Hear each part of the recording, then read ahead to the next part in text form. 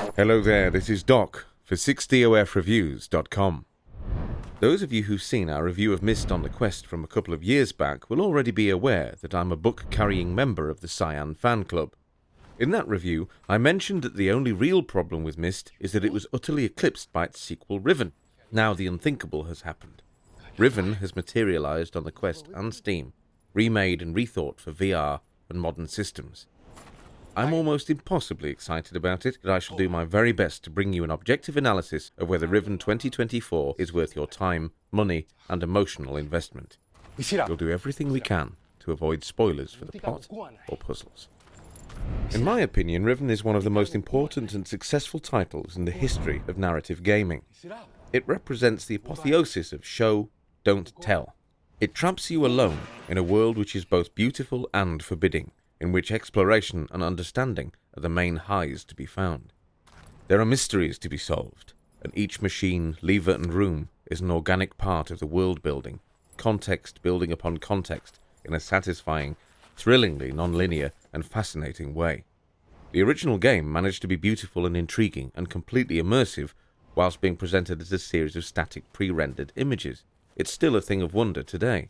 We're now in the age of VR, and the promise of Riven should be fully realized. I've now seen the opening scenes of the original Riven hundreds of times. I can vouch for the fact that Cyan have not only beautifully updated the graphics and gracefully replaced the live actors with motion-captured models, but they've also stayed true to the original performances and body language. The slightly dodgy 3D models of what were once real but also dodgy performers was the main sticking point of Myst in VR. But thankfully, this is not the case here. When the cutscenes have played out, and the game finally opens the door onto the world of Riven, then you're free to explore it in full 3D for the first time. For me, that's a very emotional moment. It's the difference between having obsessed with somewhere through photographs for a couple of decades, and then finding yourself there for real.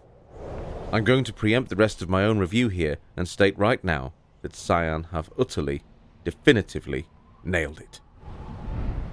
The original Riven is a masterpiece. The remake surpasses it in every way, and VR is the defining way to play it.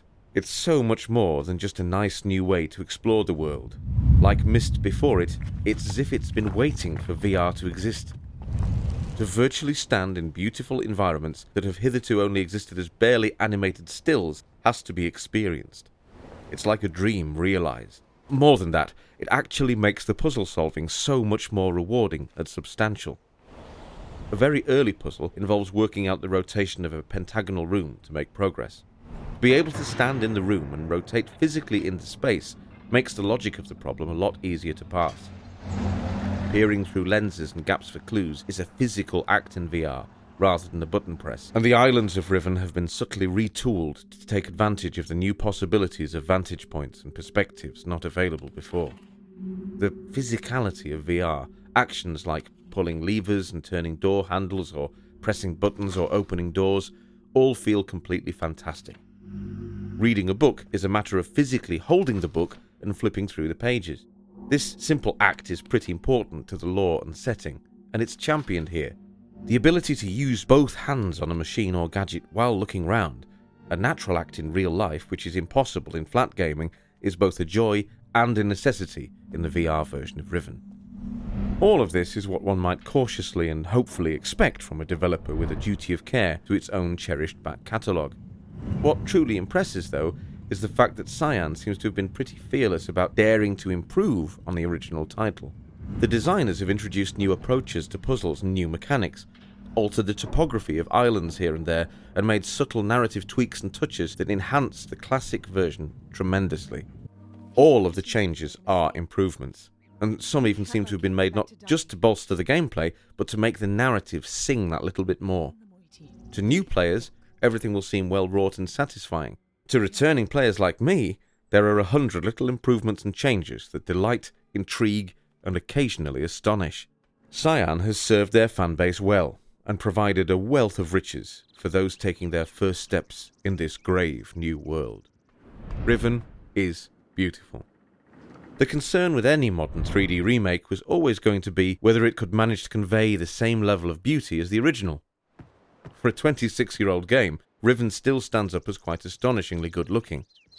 The sheer quality of the pre-rendered world transcended its technical limitations. Cyan has been kind enough to provide us with copies of both the MetaQuest and Steam versions of the game for comparison's sake. Now, of course, the Quest is never going to compete with PCVR, and the nature of the game means it can't quite draw from the same technical well as the likes of Red Matter 2. The PC version of Riven is completely, utterly incredible to look at, bringing joyous new life to the game. Even with my gaming laptop running Riven at modest settings for VR's sake, the graphics are wondrous. The Quest version is an eyebrow-raisingly decent attempt to convey the same content, with a couple of caveats. Predictably, the textures take a hit, but some more so than others. It's still a deeply beautiful game, but some of the environments are a little fuzzy and muted. There's occasionally a bit of glitching and popping, but nothing too aggravating.